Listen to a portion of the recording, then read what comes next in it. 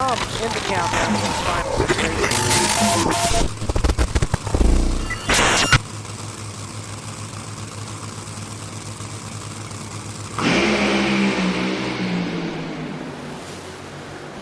Massive explosion for Justin Ashley. Absolutely leveled it on the top end of the racetrack. Brittany Force goes to the #1 spot.